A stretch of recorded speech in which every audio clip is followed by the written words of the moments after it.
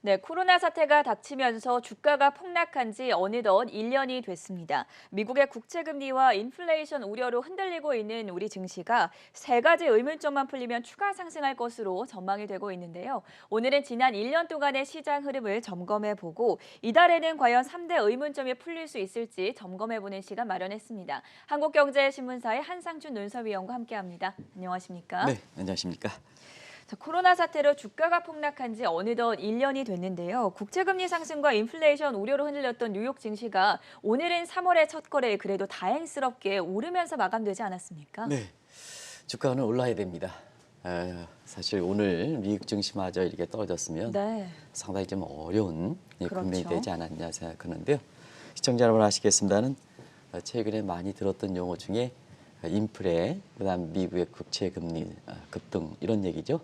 이것이 진정되면서 오늘은 미국의 주가가 비교적 큰 폭으로 올랐다 이렇게 보겠습니다.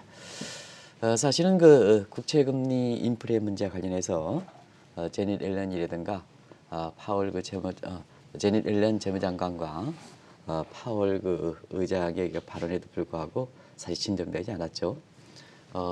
역시 이 문제와 관련해서도 페드의 이사들이 계속해서 국채금리 안정 노력 이런 것이 시장에 좀 어느 정도 먹히면서 국채금리가 안정됨에 따라서 3대 주가가 올랐다 이렇게 됐습니다. 지금 신전물 국채금리가 가장 관심이 되고 있는데요. 한때 1.6%대에서 1.4%대로 지금 내려가 있죠. 우리가 세 가지 시나리오 이렇게 보면 1.5% 이상으로 올라갈 때에는 대중적인 자기 자신의 셀프 컨트롤에 의한 인베스터들 네. 이런 사람들이 매물이 출회되기 때문에 주가가 좀 많이 떨어질 수 있습니다. 그래서 1.5% 정도 이렇게 얘기를 많이 해드렸는데요. 1.4% 떨어지다 보니까 역시 미국의 러빈 후드를 비롯한 대중적인 투자자들이 증시에 대해서 불안감이 떨쳐버리면서 주가가 국채금리에 많이 영향을 받았던 나스닥 지수를 중심으로 해서 올라갔다 네. 이렇게 보겠습니다. 지금 단기적으로 주가가 이렇게 국채금리에 따라서 조정을 봐왔던 장세에 대해서 얘기하고 있습니다는 사실은 오늘이 3월이죠. 3월에 아마 시청자분이 아시겠습니다는 긴박했던 코로나 사태에 의해서 증시에 영향을 미치면서 본격적으로 주가 물론 이제 작년 2월 중순부터 주가 흔들리긴 했습니다는 3월 들어서 주가가 폭락하기 시작했거든요. 예. 그래서 1년을 맞고 있다 이렇게 됐습니다. 그래서 주가의 이렇게 모습 보면은 코로나 직후에 작년 12월까지 이렇게 급등했죠.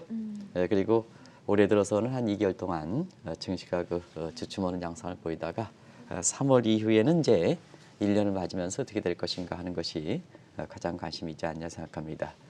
이 방송을 통해서도 작년 3월 중순에 주가가 아주 폭락했을 때 주가가 올라갑니다. 거꾸로 달러 가치는 많이 떨어집니다 하는 말씀을 드렸었고 올해 들어서는 스스로 주식을 스스로 관리할 필요가 있습니다 하는 이런 것을 맞으면서 지금 3월 이렇게 됐는데요. 향후에는 어떻게 될 것이냐 하는 것을 새로운 방향을 제시해 보도록 하겠습니다. 지난 1년 동안의 주가 흐름을 좌우했던 주체로는 아무래도 동학개미 세력을 빼놓을 수 없을 텐데요. 이 부분도 함께 설명해 주시죠. 오늘도 미국 증시에서 네. 사실 국채금리 급등에 따른 불안한 장세에서 이것을 이끌었던 주체는 앞서 말씀같이 셀프 컨트롤링 인베스터가 주 역할을 했다. 다시 말하면 네. 로빈 후드가 주 역할을 했다 하는 이 말씀을 드렸었는데요. 네. 지난 1년 동안 이렇게 코로나 사태를 맞으면서 세계 증시라든가 경제가 굉장히 루비니 교수가 얘기했던 것처럼 I자형 수직 절벽형으로 떨어지지 않는 데에는 네. 아무래도 우리 동학개미를 비롯한 개인 투자가 힘이 컸고 이번에 국채 금리에 따른 이렇게 불안 요인도 동학개미 힘이 컸다. 그리고 미국에서는 로빈 후드 개인 투자 힘이 컸다 이렇게 보이랬습니다. 그래서 코로나 이후에 사실 증시에서 보면 가장 큰 변화가 개인 투자 비중이죠. 비중이 큰 것. 그래서 네. 이게 쭉 해서 나름대로 국가의 특성을 반영해서 개인 투자가 명칭들이 이렇게 많이 바뀌었어요. 그래서 동학개미, 닌자개미, 청년부츠, 로빈후드 다들 좀 아실 거 이렇게 보이고 개인 투자가의 사각지대가 보통 중동 지역이거든요. 중동 지역인데 요즘은 이제 여성 중동 지역의 여성분들이 이걸 좀 펼친다 그러죠. 그래서 그와 함께 개인 투자가 비중이 좀 상당히 높아진다 그래요. 네. 이것이 지금 가장 늦게 개인 투자가의 붐이 있는 것이 지금 중동이다 이렇게 이제 보시면 되겠습니다. 그리고 비슷하게 이렇게 지금 인도 증시가 굉장히 좀 많이 올라가고 있는데요. 아마 시청자분께서 인도에 투자를 할 때는 적립식 매월 일정 금액씩 넣는 적립식 인도 펀드가 굉장히 좋다 하는 이런 말씀도 드렸었는데 최고의 수익률을 기록하고 있습니다. 이렇게 개인 투자 비중이 되면서 증시가 탄력적으로 올라가다 보니까 결과적으로 그런 결과가 나타나는 것이 아닌가 생각하는데요. 이번에도 보겠습니다. 우리 같은 경우에는 지난 1년 동안 동학개미에 의해서 한국 경제가 가장 큰 혜택을 봤죠. 그리고 우리 정책당국자에서 아마 문재인 대통령도 그렇고 우리 정책당국자도 가장 혜택을 봤다 이렇게 됐습니다. 동학개미가 없었더라면 우리 경제, 우리 증시가 어떻게 됐을까? 시청자분이 현명하시기 때문에 답을 이렇게 시청자분이 화해 주실 거로 생각합니다. 그리고 이번에 그 동학개미 분의 행태를 보면 일부 사람들이 동학개미에 대해서 굉장히 역사적으로 말이 안 되는 뿌리를 들어서 이렇게 아주 이렇게 격화시키는 이런 얘기가 있습니다는 이번에 그 국제금리에 이렇게 미 국제금리 상승에 따라 불안 장사일 때는 저가일 때는 사실 동학개미들이 사고 기관 투자가들은 계속해서 이렇게 펴고 그런 모습인데요. 제가 자료를 준비해 왔습니다는 아마 너무 방송 시간이 급해서 이렇게 제가 신문을 좀 못 가지고 왔습니다. 네. 우리 AD께서 신문을 좀 밖에서 좀 가져오실 것을 좀 요청해 드리겠는데요. 기관 투자가들은 줄기차게 팔았거든요. 네. 조금 이따 지금 그 자료를 가져오면 다시 한번 좀 말씀 말씀드리겠습니다. 나눠보도록 하겠습니다. 그래서 동학개미들이 아주 스마트하게 지금 보이고 있다 이렇게 됐습니다. 그래서 동학 민병들에서 나라를 구한 이런 쪽의 모습이 지난 1년 동안 우리 그 동학개미들의 힘이었었고 이것이 전 세계적으로도 주목받았다 이렇게 보시면 됐습니다. 사실 지금은 웃으면서 이 동학개미들의 활약상을 이야기를 할 수가 있지만 지난 1년 동안의 흐름을 지켜봤을 때는 확실히 동학개미들 어려울 때도 많았는데요. 이런 어려움과 행복했던 순간들 모두 함께 좀 살펴보는 건 어떻겠습니까? 기업의 경영자는 사실 흑자를 내야 됩니다. 네. 이윤을 못 내면 사실 범죄다 이렇게 얘기합니다. 제가 증권사에서 굉장히 좀 인격적으로 훌륭하고 그다음에 이렇게 사실 하는 여러 가지 시장에서도 좋은 평가를 받으신 분 그리고 한국의 증시를 이끄는 분이 그렇게 얘기를 하는데요.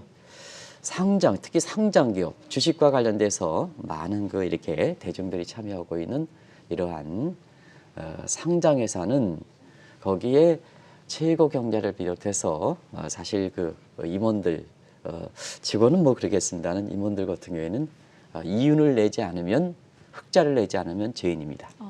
마찬가지로 증시적인 측면에서는 주식 대중주의 동학개미에서 주식 대중주의가 될 때는 네. 주가는 올라가야 됩니다. 그것이 이제 서로 맞물려 있죠. 상장 기업의 흑자가 내면 주가는 올라가는 거 아니겠습니까? 그런 각도에서 사실 주식 대중주의에 그때마다 위기설을 제기하는 것은 좀 바람직스럽지 않다 하는 것을 말씀드리겠습니다. 지난 1년 동안 위기설이 좀 많이 나왔죠. 그래서 비관론자들이 보면 작년 3월에 1457일 때 1000포인트 밑으로 떨어진다. 7월 달에 2분기 실적이 발표될 때 이렇게 또 떨어진다.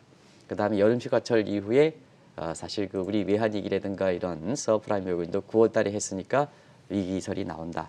이렇게 했지만 사실 그때마다 동학개미들이 이렇게 받치면서 사실 우리 증시를 이끌어왔다 이렇게 됐습니다. 일부 사람이 주가가 떨어질 때마다 내가 예측을 잘했지 않느냐, 주가 떨어지는 것 봐라 이렇지만 주가는 코스피 지수는 그 이후에 작년 이후에 100%, 120포인트 올라갔다, 110% 올라갔다 이렇게 됐습니다. 이번에도 한번 보겠습니다. 이번에 국제금리에 따라서 네. 좀 증시가 흔들릴 때 주가가 급락할 때 이때는 일부 유튜브에서 증시 전문가라는 사람이 코스피 2000선까지 떨어진다 이렇게 얘기했죠. 극단적 비관론. 그리고 주가가 이렇게 올라갈 때는 다시 주가 코스피 지수가 3,900, 4,000까지 올라간다는 극단적 낙관론이었죠. 증시를 가이드하는 사람이 이렇게 더 흔들어 놨다는 얘기입니다. 네. 흔들어 놨다는 그 주체를 이루어줬던 그 사람들이 바로 동학개미, 우리 시청자분을 비롯해서 동학개미의 힘이 컸다 이렇게 됐습니다. 결과적으로 보면 코로나 사태 이후에 증시에 영향을 받은 지 1년이 됐습니다. 지속 성장해야 됩니다. 지속 성장해서 주가는 건전하게 꾸준히 상승해야 사실 국민의 스트레스가 주식 대중주가 됐을 때는 스트레스가 적은 겁니다. 그런 각도에서 코로나 사태에 의해서 증시 폭락 1년이 맞는 시점에서 새롭게 이와 같은 그 과정이 좀 정리가 돼서 한국 증시가 좀 더 올라갔으면 하는 바람이다 하는 걸 말씀드리겠습니다. 네, 말씀해 주시는 도중에 준비디오 커뮤니케이션스의 실적이 공개가 됐습니다. 예상치가 EPS 모두 상회하는 흐름을 보이면서 현재 시간의 거래에서 10% 넘게 급등을 하고 있습니다. 정규장에서도 역시나 9% 넘게 급등하면서 409달러에서 마무리가 됐었는데 지금 시간의 거래에서도 실적이 호조로 나오면서 10% 넘게 급등하고 있다는 점 전해드리도록 하겠고요. 3월 증시가 본격적으로 시작이 되면서 투자자들 상당히 혼란스럽지 않을까 생각이 듭니다. 단도직입적으로 주가가 추가적으로 상승하기 위해서는 어떤 것들이 필요하겠습니까? 오늘 그 월가에서 이렇게 사실 국제금리가 진정된 측면도 있지만 네.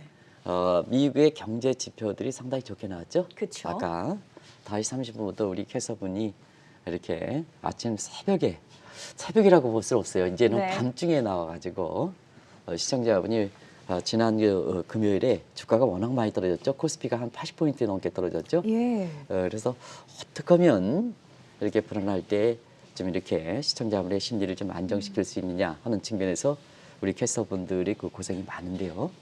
그 내용들이 이렇게 보면은 대체로 우리가 연휴 기간 동안에 경제 지표가 이렇게 좋게 이렇게 발표된 것이 주가를 끌어올리는 배경이고 거기에 경기 부양책에서 사실 경기 부양도 경제 펀더멘탈 측면에 확신을 가질 수 있는 대목인데요.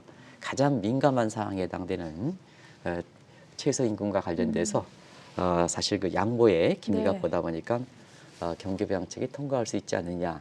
그래서 펀더멘탈 측면에서 더 이렇게 미국 경기가 더 좋아지지 않겠느냐 하는 이런 측면이 주가를 끌어올렸던 배경이다 이렇게 보이겠습니다.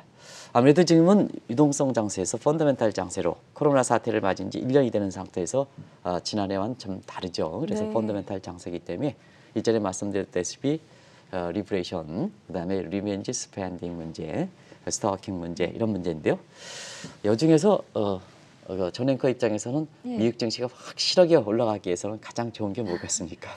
저는 개인적으로 보복 소비가 보복 가장 소비입니다. 중요하지 않을까. 지금 네. 오늘 사실 미국의 1월 달에 증시가 흔들렸던 때에도 미국의 국민들의 저축률이 네. 사실 20%까지 올라갔었거든요. 어, 그럼 미국은 총산업별 기여도에서 72%가 차지하는 게 민간 소비입니다. 그렇죠. 미래가 불확실해서 지원금을 아무리 넣어줘봐야 소비하지 않고 저축했다면 네. 사실 지원금이 국민의 세금 증대 부담 때문에 결과적으로 보면 경기는 돈되지 않거든요. 네. 그래서 사실 3월 이후에 미국 증시에서 희망을 걸어볼 수 있는 대목이 이 보복 소비 분야 20%까지 저축률이 급등했던 부분이 이제 백신에 의해서 사실 코로나 문제가 진정되면 이것이 보복 소비, 보상 소비 내지는 보복 소비로 연결될 수 있다 보면 미국 경제가 펀더멘탈 측면에서 빨리 개선될 수 있다는 얘기거든요. 그래서 시청자 여러분께서는 세 가지 다 중요하지만 그 중에서도 가장 월가에서 주목되는 것이 지금 전 앵커께서 말씀하신 대로 저축률 20% 이렇게 하는 과정에서 세이빙스 패러독스, 전략의 역설에서 미국 경기는 안 좋다는 얘기입니다. 네. 그런 측면에서 보면 요인이 풀리느냐 하는 측면이 가장 중요하다 이렇게 보겠습니다. 그리고 보편적 관점에서 우리가 미 국채 금리라든가 인플레 급등 문제로 인해서 증시가 흔들렸을 때 가장 보편적 측면에서 중심을 지켜야 될 부분이 경기적 측면인데요. 경기적 측면에서는 가장 객관적 지표가 일전에도 말씀드렸다시피 미 의회 예상국의 경제 지표를 다시 한번 좀 비춰드리겠습니다. 이랬습니다. 미 예상국은 페드와 달리 굉장히 미국 경기를 안정적으로 보고 있죠. 네. 그래서 4.6% 정도로 보고 있는데요. 이런 요인이 지금 중심을 좀 걷고 있다고 보겠습니다. 그래서 그 그래프 하나 좀 이 그래프도 그렇습니다는 지금 3월 이후 코로나 사태를 1년이 만진 시점에서 3월 이후의 증시의 모습이 이렇다 보니까 지금 전망치 보면은 사실 시간이 가면 갈수록 이렇게 전망치 대비해서 잠재 성장률 적용했을 때 이렇게 보면은 좀 이렇게 아직까지도 하회하고 있죠. 하회하고 있는데 요 전망치의 모습에 이렇게 보면 사실상 그렇습니다. 미국의 이렇게 잠재 성장률 추정하는 기관들은 여러 가지가 있거든요. 네. 그래서 페드의 전망치와 CBO의 그 잠재 성장률 전망치와는 좀 다르기 때문에 저런 격차가 있다는 걸 말씀을 드리겠습니다. 저 전망치로 보면 CBO의 전망으로 보면 미국의 페드의 전망치가 인플레 갭이 발생하고 있습니다는 저 전망치로 보면 인플레 갭이 그렇게 우려가 되지 않기 때문에 미국의 향후의 펀더멘털 측면에선 강하게 받쳐줄 수 있는 것이 아닌가 이렇게 보고 있습니다. 주가가 추가적으로 상승하기 위해서 가장 필요한 세 가지에 대해서 다시 한번 강조를 해주셨고요. 아무래도 페드 연준 입장에서도 고민이 깊어질 수밖에 없을 텐데 이 국채금리 상승과 인플레이션 우려를 줄이기 위해서 연준은 어떤 정책 취할 거라고 보십니까? 지금 이제 국채금리가 페드의 그 이사들의 발언만 가지고는 이 국채금리가 이렇게 안정 찾기는 좀 힘든 상황이거든요. 네. 왜냐하면 돈을 워낙 많이 풀었지 않습니까? 그렇죠. 지난 1년 동안 시청자 여러분 전앵커나 제 입을 통해서 아는 많은 전문가를 통해서 돈 풀었다 이 얘기뿐이 없을 겁니다. 그리고 이번에 파월 의장의 얘기도 이렇게 보면 2023년까지 매월 1,200억 달러 이렇게 풀어주는 이 문제에 대해서는 회설 생각이 전혀 없다 이렇게 얘기합니다는 시장에서는 한번 보겠습니다. 시장에서는 사실 국채 금리라든가 인플레 문제가 정책 당국자 입장과 관계없이 굉장히 불안한 상황을 느끼거든요. 돈 많이 풀면 돈 돌아가면 인플레가 당연히 되고 실질적으로 보면 지금 내부적으로 이렇게 본다면 이 국제유가 올라가죠. 국제유가가 많이 올라가지 않습니까? 지금 네. 코스트 푸시 측면에서 그리고 총수 측면에서 페드의 전망치로 보면 인플레 갭이 발생하지 않습니까? 전체적으로 돈이 완전히 많이 풀었던 상태이기 때문에 이걸 뭐라 하냐면 다중 정책 요인과 그다음에 코스트 측면에서 국제 유가가 올라가는 측면 두 번째 그다음에 인플레 갭에 의해서 앞으로 물가가 올라갈 측면 그래서 다중 공선성 동시대에 같이 나타난다. 공선성 네. 이렇게 인플레 우려라 그러거든요. 그렇기 때문에 파월 의장이 아무리 이렇게 안정화 의지한다 하더라도 시장에서 이런 체감적으로 받아들일 수 없기 때문에 이렇게 국채 금리가 진정되지 않고 연일 이번 주에도 이제 페드 의사들이 연일 국채 금리가 문제가 되지 않는다 이런 걸 강조할거리게 보입니다는 실제 액션이 필요하거든요. 네. 액션이 그런 과정에서 지금은 시장에서 보면 두 가지 선택해야죠. 경제가 빨리 올라가서 요 인플레 갭을 줄이거나 그러면 이제 인플레 우려라든가 국채 금리 급등에 대한 어떤 과도했던 인식이 줄어들겠죠. 네. 그렇게 해서 빨리 좀 경제라든가 이렇게 올라가는 요 측면이 경기 펀더멘털이 보여줘야죠. 그러면 이제 이게 과도했다는 얘기가 안 들어가죠. 근데 이게 경기가 빨리 회복되지 않으면 어떠냐 하면 과도했던 부분은 항상 불안 요인이 있는 거 아니겠습니까? 그러면 이제 그 부분인데요. 그런 상태에서 지금은 한편에는 실물 경기를 회복시키는 노력을 좀 하는과 함께 다른 한편에 있어서는 페드 입장에서는 종전의 금융 완화책으로 계속해서 강조만 해서는 안 되지 않느냐 하는 측면에서의 최근에 오퍼레이션 트위스트라는 정책이 많이 거론되는 겁니다. 지난 주말 이후서부터 이 오퍼레이션 트위스트 정책이 이렇게 거론되기 때문에 네. 국채 금리가 안정되는 요인도 컸습니다. 우리가 보면 시청자 여러분 아시겠습니다는 2008년 금융위기가 당해서 제2점 쿼인티 이징 폴리시도 세 단계가 있었습니다. 처음에는 브라운식 방식이다 해서 들이보죠. 그게 2009년 2월 달에 미국 증시가 올라갔던 배경입니다. 네. 그 후에 이제 경제가 증시라든가 이런 게 거품이 되다 보니까 2012년서부터 오퍼레이션 트위스트 정책으로 바뀌었죠. 이 오퍼레이션 트위스트 바뀌었죠. 예. 이게 2단계다 이렇게 됐습니다. 2단계는 이제 그 시한을 좀 줄이는 단계, 소위 선시스 크로스에서 마지막 3단계가 이렇게 오퍼레이션 트위스트 정책이다 이렇게 됐습니다. 그리고 나서 2014년 12월에 쿼인티 이징 폴리시 양적 완화 정책을 종료시켰죠. 그리고 그 유동성에 대해서 종료시키고 난 이후에 2015년 12월서부터 미국의 기준금리를 올리게 됐던 배경입니다. 그래서 지금 상태에서는 2단계 일몰 시한이 필요 없었던 거죠. 왜냐? 워낙 많이 돈을 풀었기 때문에 또 단기에 이렇게 과다하게 급등했던 불거졌기 때문에 그래서 2단계 금융위기 이후보다는 지금 코로나 사태에 더 긴박했으니까 네. 돈을 많이 풀었고 가는 과정에도 2단계가 필요 없었던 단계에서 3단계 바로 오퍼레이션 트위스트 정책으로 이렇게 나오는 거죠. 여기 우리 정 PD께서 오퍼레이션 트위스트 정책 이런 쪽에서 단기채를 팔고 BS 밸런스 시트 중앙은행의 밸런스 시트를 조정하는 거죠.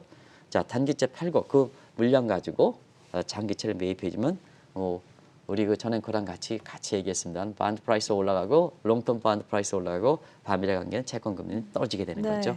이런 조치가 정책적으로 뉘앙스가 있기 때문에 1.6%까지 국채 금리가 올라갔던 부분이 1.4% 떨어지면서 바로 미국 증시가 대형 기술주의 요 저금리 혜택을 받은 대형 기술 중심으로서 올라갔다 이렇게 보시면 되겠습니다.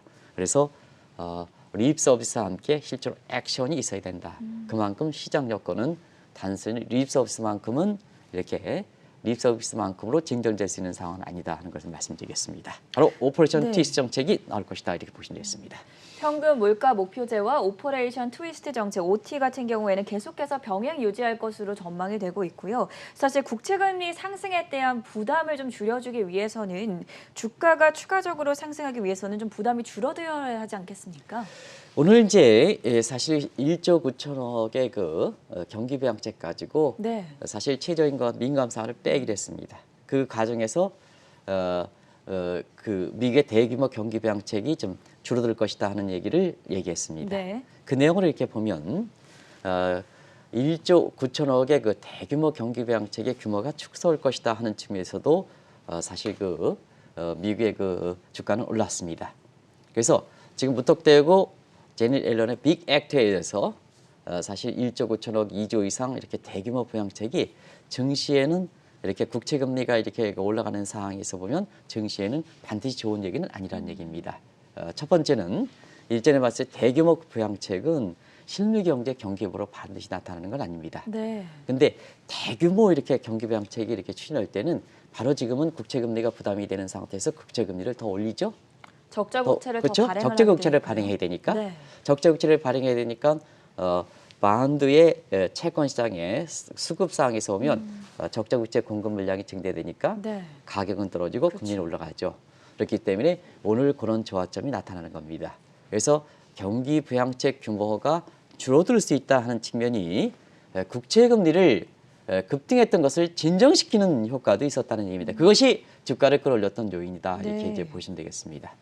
그리고 또 한 가지는 지금 최저임금과 관련된 내용은 경기에는 그렇게 크게 이렇게 부양 효과가 크진 않습니다. 그것이 사실 대규모 경기 부양책 경기의 규모를 줄인다 하더라도 일반 경직성 경비에 해당되기 때문에 사실 일반 경직성 경비는 투자성 경비, 경기 부양 효과가 큰 SOC 건설이라든가 이런 거에 비해서 경기 부양 효과가 적기 때문에 이걸 양보하더라도 사실 경기 부양책에 따른 경기 부양 효과 이런 측면에서 큰 충격이 없다는 얘기입니다.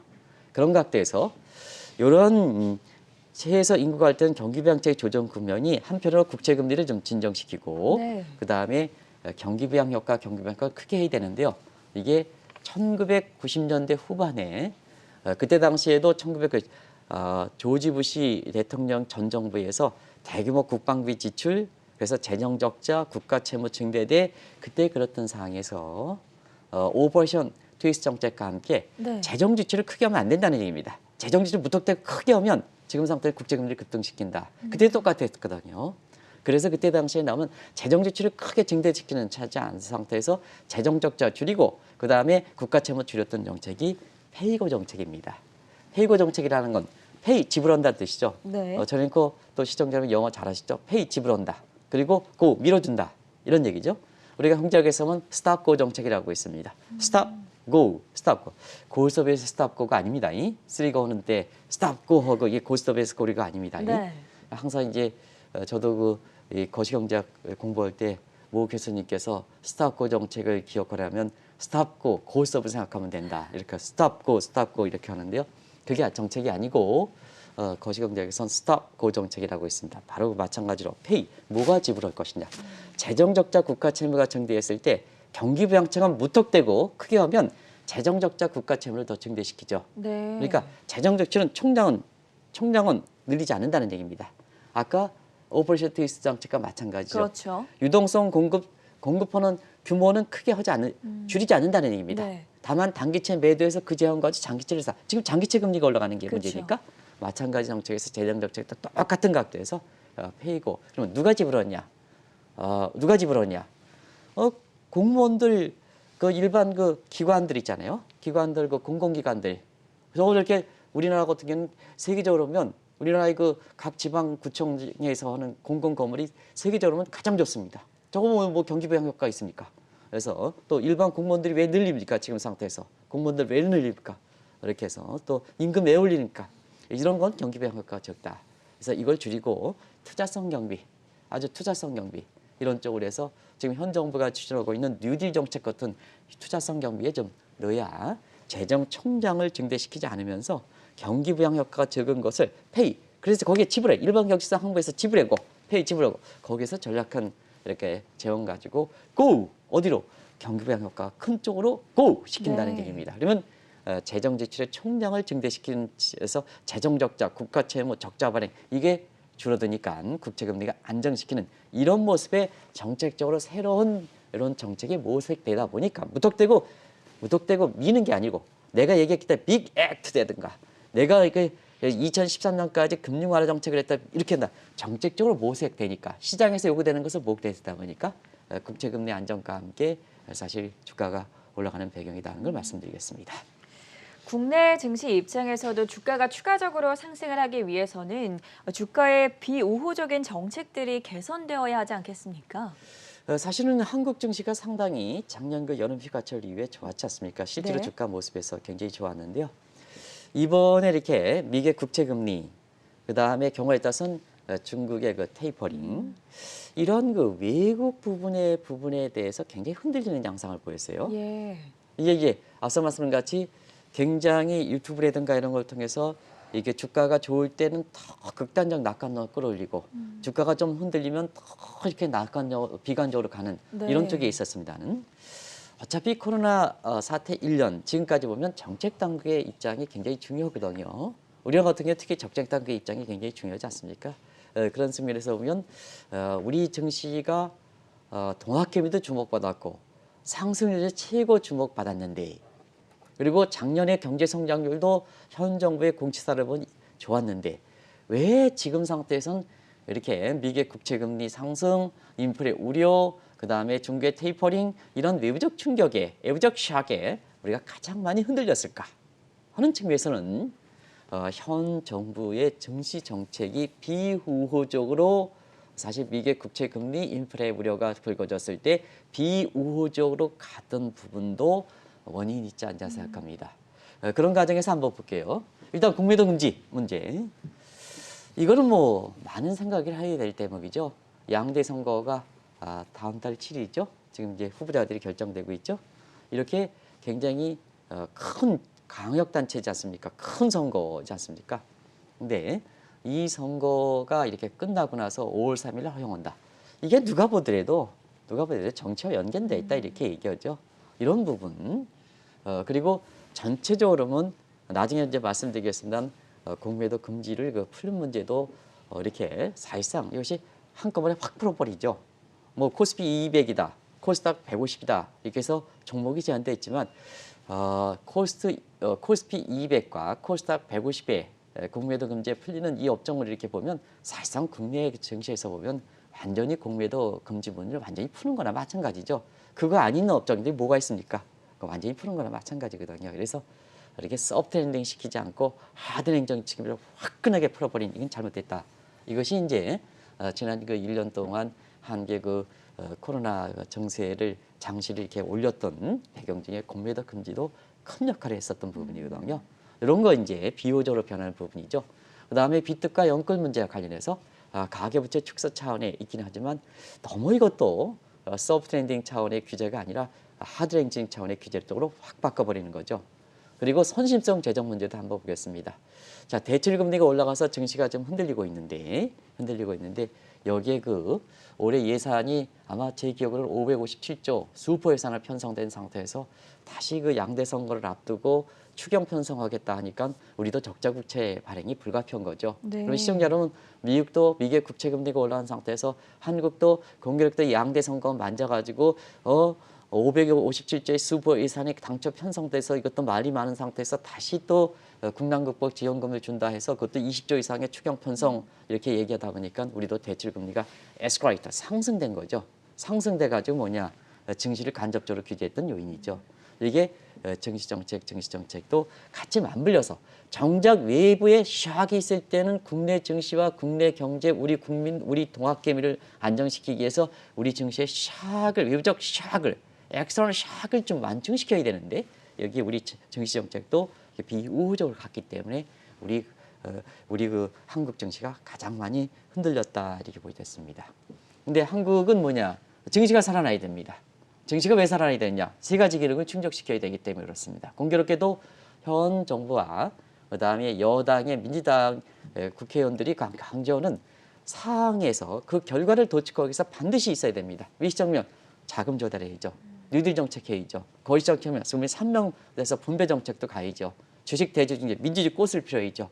지금 뭐냐, 현 정부가 지향하고 특히 여당 국회의원들 다 지향하겠습니다. 여당 국회의원들이 지향하는 이 세 가지를 하기 위해서는 뭐냐, 세 가지를 위해서는 선거를 의식하는 이런 것보다는 시장 친화적으로 가야 되거든요. 동학개미 커졌습니다. 그동안 1년 동안 증시 살렸습니까? 오늘 동학개미 너무 지금 상태에서는 미국의 국채금리 이런 부분에 의해서 너무 단엽게 단기간 그 국면만 전부 그냥 유튜브 방송을 통해서 거기에 치중하다 보니까 지난 1년 동안 이렇게 모습에서 큰 그림을 잘해서 지금의 증시가 어떤 위치에 있는가 하는 것을 좀 이런 1년 사태를 맞으면서 좀 보실 필요가 있는데요. 사실상 그렇습니다. 어떻게 컸습니까? 동학개미 컸죠. 동학개미요. 그래서 이런 점에 이렇게 여당 국회의원들이 생각하는 이런 목적을 달성하기 위해서도 네. 지금 장에서 뭐가 있어야 됩니까? 증시가 활성화되어야죠.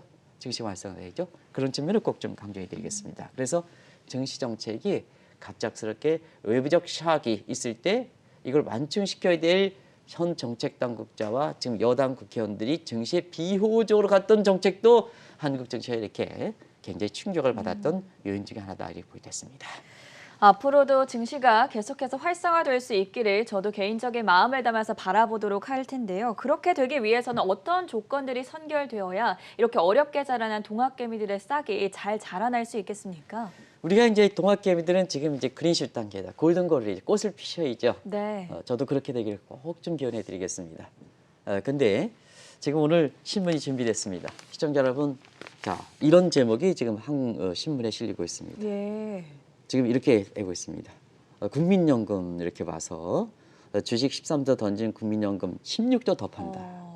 16조 규모에 있어서는 사실 한국경제신문에서는 네. 사실 이것이 증시에서 도움되느냐 하는 측면에서 저희들도 어제 한국경제신문을 만들 때 우리 그 조일은 편집국장께서도 우리 동학개미를 생각하고 한국 증시를 생각하고 한국 경제를 생각해서 이것도 이렇게 일면 톱으로 뽑지는 않았습니다.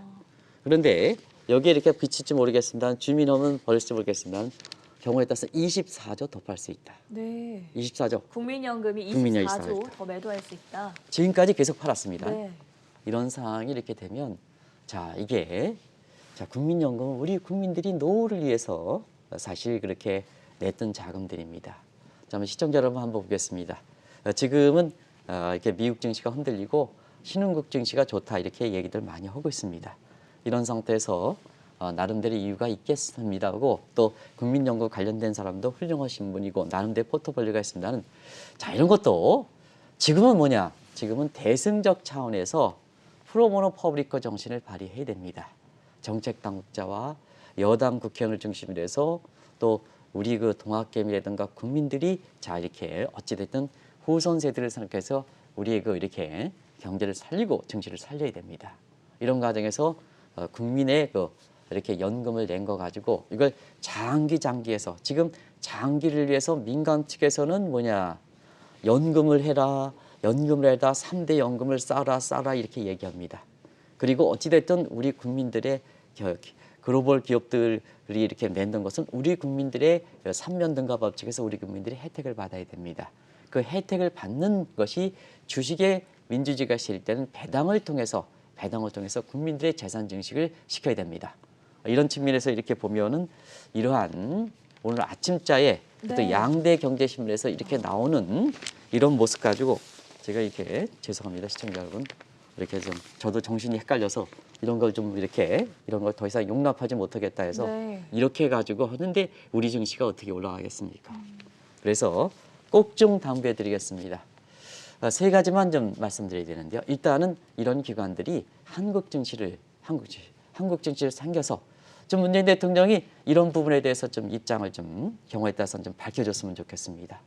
우리 코스피가 3천 이렇게 갔을 때 대통령께서도 봐라 3천 이상 가는 게 얼마나 한국 증시에 굉장히 됐느냐 하는 입장인데 정작 국민연금이 이렇게 파는 문제에 대해서는 사실 이렇게 좀 지금 어려운 시점에 이런 부분에 대해서 좀 입장을 밝혀주십사 하는 것을 말씀드리고요.